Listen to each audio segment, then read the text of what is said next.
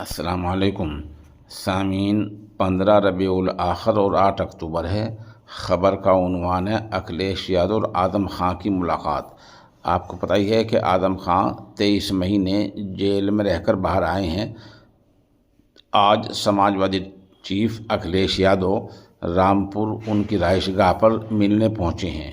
آمدہ اطلاعات میں بتایا گیا ہے کہ اکھلیش یادو جوہر یونیورسٹی میں ہیلی پیڈ سے اترے تو وہاں اعظم خان اور سماجوادی پارٹی کے اراکین نے ان کا استقبال کیا۔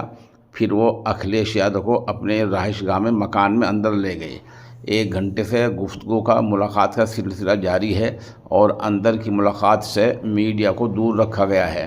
اب دیکھنا یہ ہے کہ باہر آ کر وہ کیا بیان دیتے ہیں۔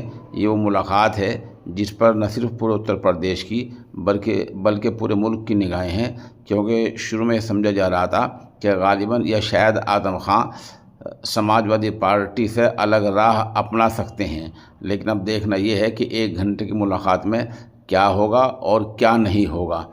اور 2027 میں جو اتر پردیش میں ریاستی انتخابات ہونے والے ہیں، یہ ملاقات ان پر کس طرح اثر انداز ہو پائے گی۔